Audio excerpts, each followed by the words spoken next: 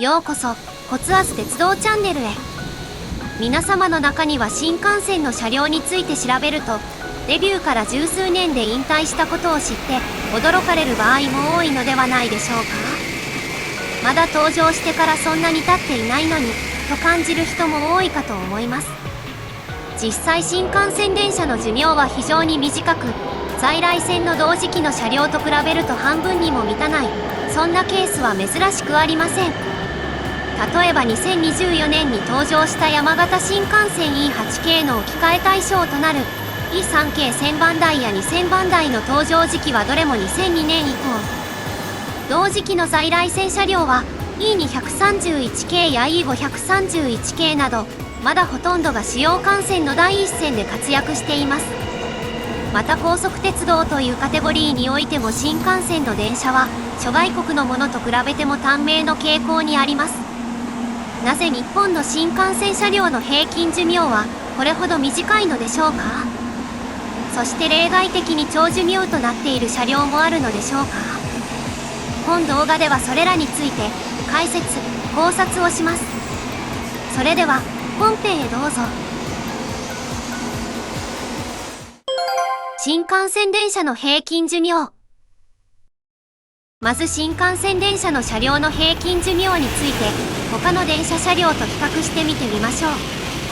一般的に在来線車両の平均寿命は30年から40年ほど、路面電車ともなると50年以上使われるケースも珍しくありません。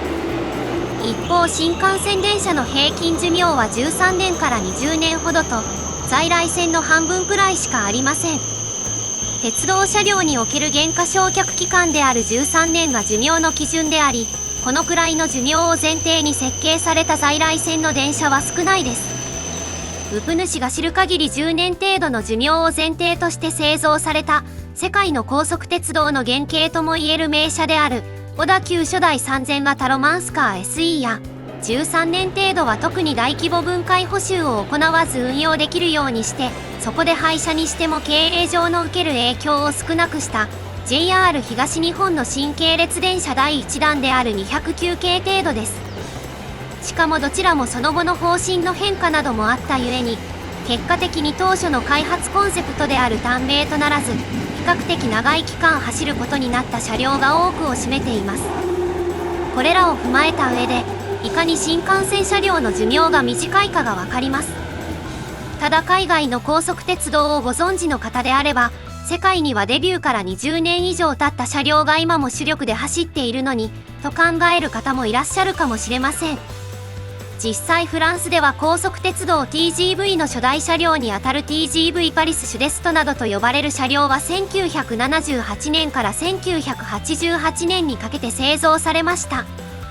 しかし廃車が始まったのはなんと2012年。最後の車両が引退したのは2021年3月にもなり、登場から全車引退まで実に42年。全編成揃っている期間だけでも24年間も存在します。フランスでは現在でも高速鉄道車両の長寿命化に向けた施策をとっており、短期間で廃車することが多い日本の JR とは真逆の方針と言えます。またドイツの高速鉄道 ICE においても1989年から93年にかけて製造された初代 ICE1 が未だ現役。日本の東海道山陽新幹線だと10年以上前に引退した100系や300系の世代の車両がまだ走っていることになります。お隣の韓国で走るフランス TGV レゾをベースにしたコレイルの10万系 KTX も1996年から2004年に製造されましたが、これも46編成全てが未だに現役です。中国高速鉄道では日本の E2 系をベースにして2007年以降に導入された CRH2 シリーズ初期型の廃車が始まっていますが、日本と同程度の寿命で高速鉄道車両を運用している国は現状中国程度であると評することができる程度で、世界的に見てもかなり短いことが伺えるのではと思います。新幹線電車の寿命が短い理由は？ではなぜ日本の新幹線の車両寿命はこうも短くなっているのでしょうか。まず新幹線の場合、1日の走行距離が極めて長いことが影響しています。新幹線の走行距離は1列車あたり数百キロにも及び、特に東海道、山陽新幹線の東京駅から博多駅まで結ぶのぞみ号ともなると、実距離で片道だけでも 1069.1km にも及びます。こののぞみ号の実キロ 1069.1km という数値、実は日本で定期的に運行されている旅客列車の中でも最長の数値になるものだったりします。ちなみに参考までに現在の在来線特急の最長は東京出雲市間の寝台特急サンライズ出雲の 953.6km、 中高では博多宮崎空港間の日輪市以外やでその距離は 413.1km であることを考えるといかに長いかが分かります。しかも日本の新幹線の場合は列車の頻度も多いため、もちろん片道でその日の運用は終わりというわけではありません。同一日に同じ車両を用いて数本の列車を走らせるのが普通です。東京博多間ののぞみ号に利用されている N700 系と N700S 系は同一車両で1日あたり1往復から 1.5 往復程度、走行距離にしておよそ 2000km から 3000km も走っています。この移動距離を最高速度300キロというとんでもない速度で走り続けるのです。もちろん部品への負担はかなり重く、在来線よりも車両全体の消耗率が激しくなってしまう傾向にあります。また新幹線は在来線に比べてトンネルも多く存在する上に、トンネルを通過すると車体にかかる気圧が大きく変わるため、車体を酷使することになります。高速で運転する新幹線は急激な気圧の変化が起きることがあり、人によっては耳に不快感を覚える人が出る可能性があります。これを防ぐため車体は気密構造になっていますが、その分車内と車外の間に圧力差が発生し、トンネルを出入りすると車体の膨張、収縮が起こります。この車体の変化により金属疲労が発生しやすいため、在来線よりも車体の限界を早く迎えてしまいます。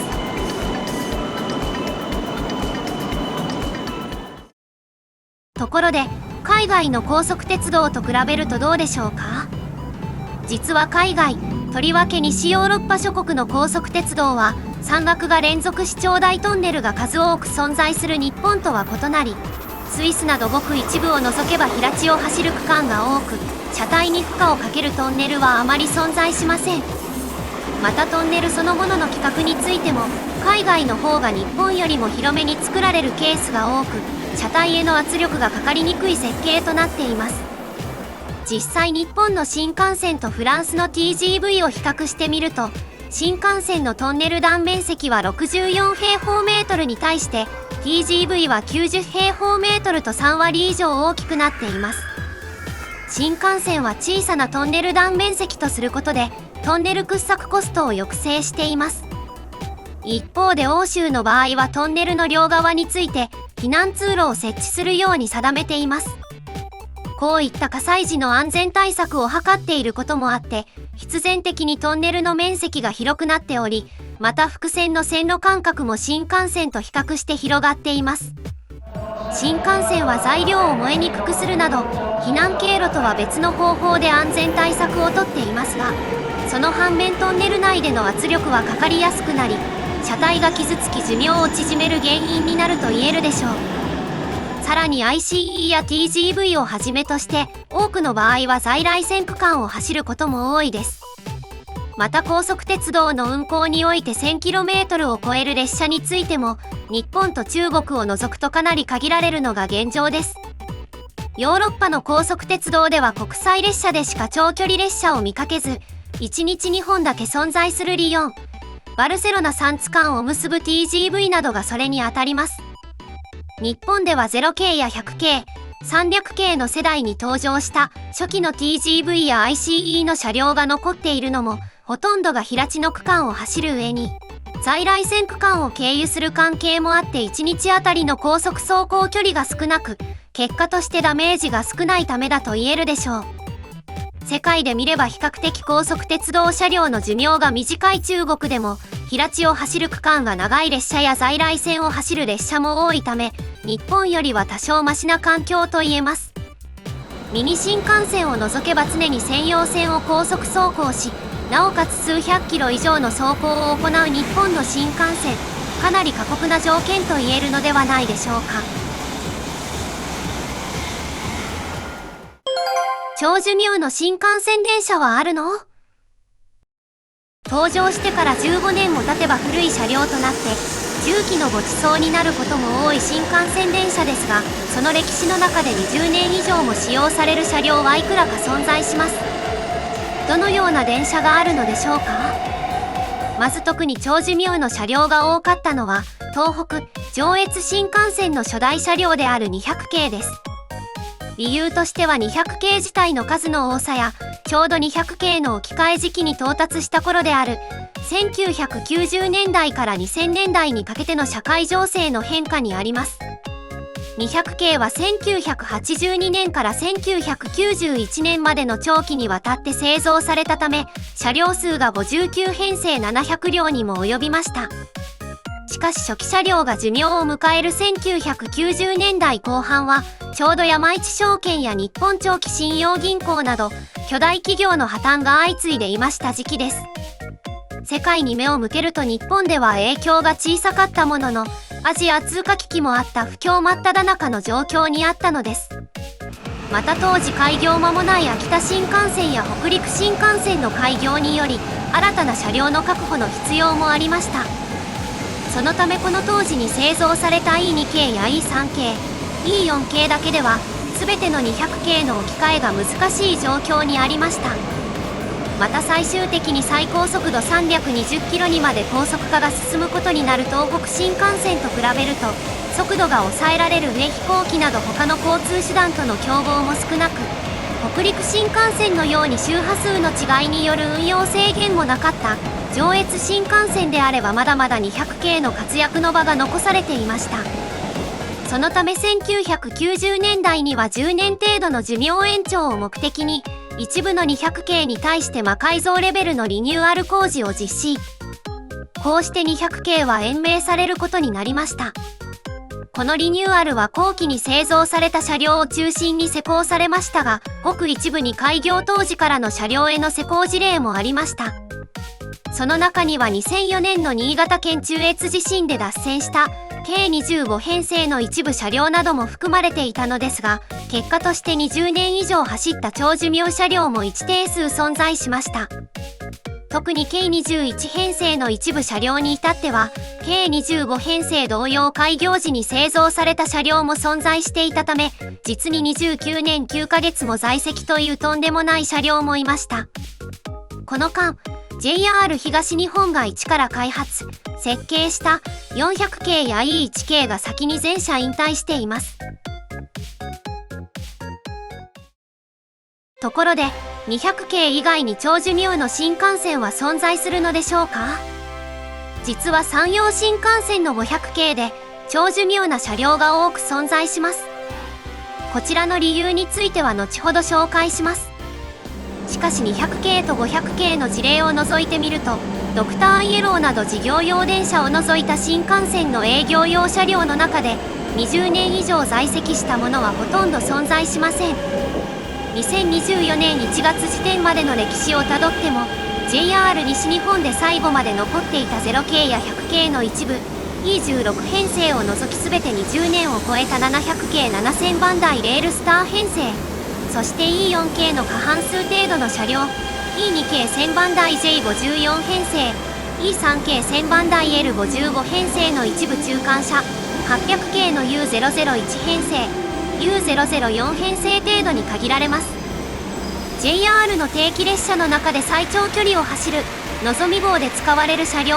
その中でも JR 東海に在籍した車両を見てみると20年以上在籍した車両が1本も存在しません。なお東海道新幹線の初代といえる0系は1964年の登場以来2008年まで活躍しました。0系は在来線で実績のある高性の車体が使われていましたが、開業当初は先ほど述べていたトンネルによる気圧変化とそれによる金属疲労の関係があまり知られていませんでした。結果として予想以上に早くトンネル通過による金属疲労が進行し、これが車両寿命を縮めることになってしまいました。そのため実際に開業当初に製造された車両は、製造から13年程度が経過した1976年から1978年までにかけて、0系の追加製造車によって置き換えられています。そのため0系は全体的に必ずしも長寿車両とは言えないのです。同一の車両が20年以上の在籍期間を持つという定義のもと、長寿電車という枠組みに認定されるのは、晩年山陽新幹線のウエスト光号やこだま号で主に使用された一部の短い編成になった車両に限られます。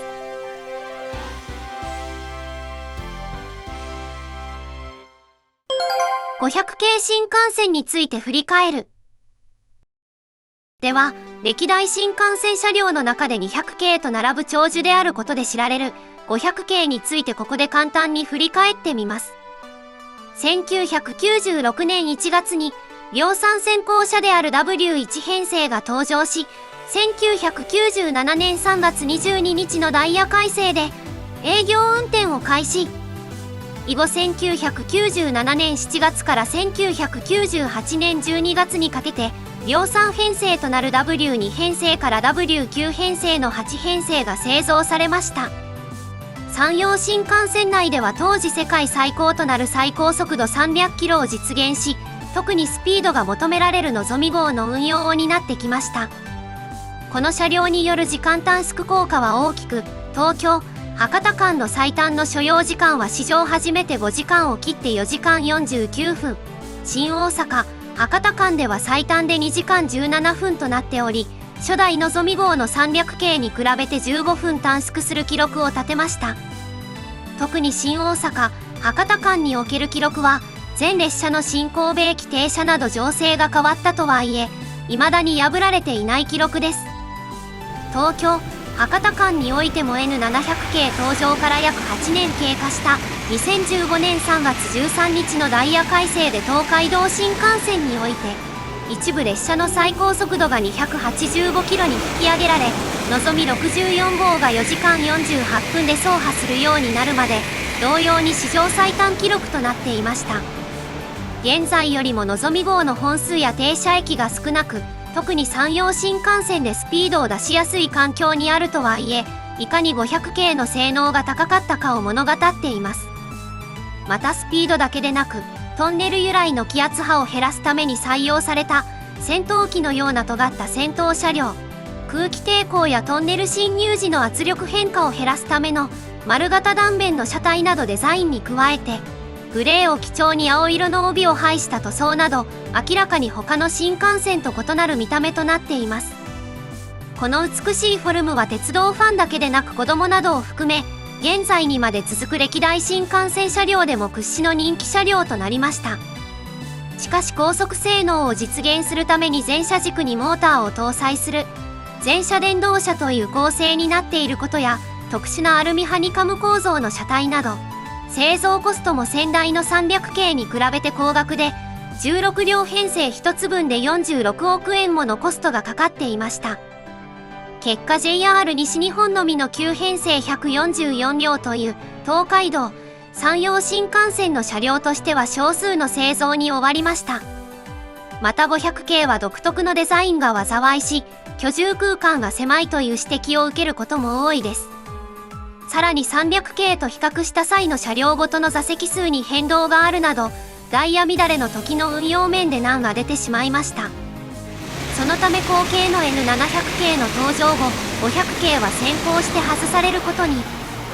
300系よりも早い2010年2月に定期のぞみ号、並びに東海道新幹線直通列車の運用から離脱してしまいました。500系新幹線が長寿すぎる理由は？ところでこうして見ていると、500系は長寿どころかむしろ短命なのではと思う方もいらっしゃるかもしれません。しかし500系はのぞみ運用離脱後、山陽新幹線のこだま用の車両として編成を8両編成に短縮。最高速度を環境性能に合わせて285キロに抑えるなどの工事を受けて7000番台に改版されます。この時外された中間車と仕様が異なる点が多く、短縮が難しかった量産先行編成の W1 編成は廃車されてしまいますが、他の8編成は8両編成に短縮され V 編成となりました。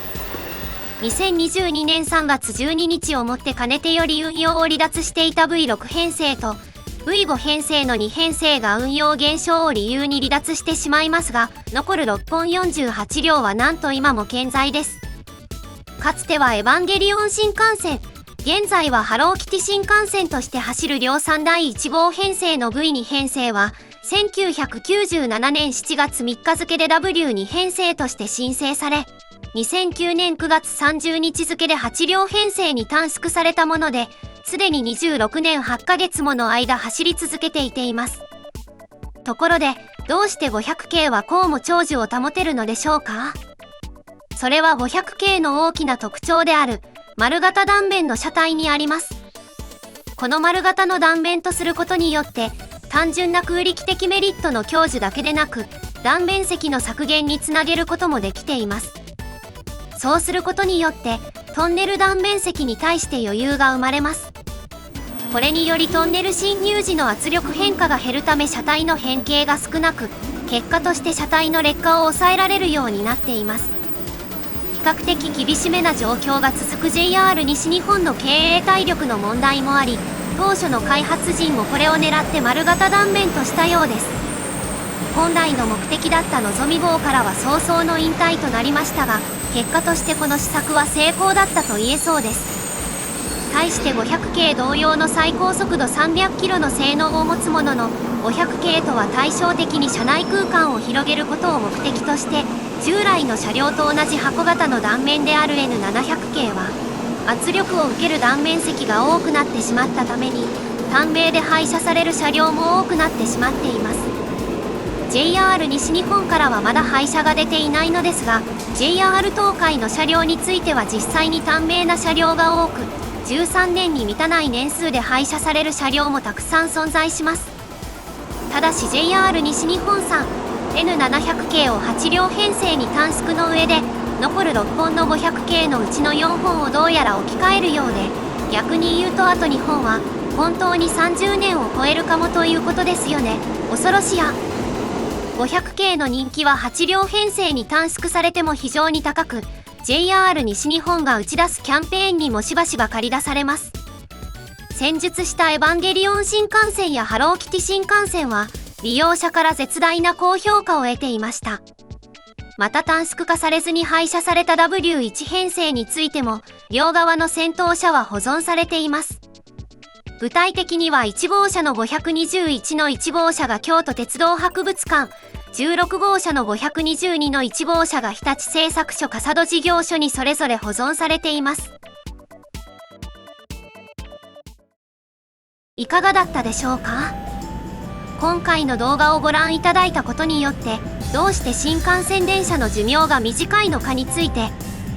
新幹線車両は高速で長距離を走行するために車両全体の消耗が激しく、平均寿命は13年から14年ほどと、在来線と比べて半分程度の寿命しか保てないこと。また日本の新幹線の場合、沿線に数多く存在するトンネルの気圧の影響も受けやすい上、多くの運行本数があり1日あたりの走行距離が伸びやすいこと。 TGV や ICE など海外諸国の高速鉄道と比べても、日本の新幹線電車では車両寿命が短いものが多いこと。新幹線の歴史を見ても20年を超える在籍期間を持つ長寿車両はごくわずかで、代表的なのが200系と500系の一部車両であること。東北上越新幹線の初代となる200系は全車両を置き換えにくいくらい多かった車両数、最高速度が抑えられた上越新幹線の存在などの環境要因もあって、リニューアル化で長寿を保つ車両が一定数存在し、中には29年在籍した車両も存在したこと。新幹線の中でもとりわけ人気の高い500系はトンネルからの気圧の影響力を受けにくい丸型断面の車両であることが影響して、近年稀に見る異例の長寿となっており、まだまだ走り続けるであろうことが想定されることなどについて知ることができたのではないかと思います。この動画が良かったと思った方は、ぜひ評価ボタン、コメントをお願いします。またコツアズ鉄道チャンネルでは、鉄道に関する様々な疑問や気になる事柄などを動画にして解説形式でまとめています。チャンネル登録をしていただくと最新の動画がいち早くご覧できますので、ぜひよろしくお願いします。それでは、ご視聴ありがとうございました。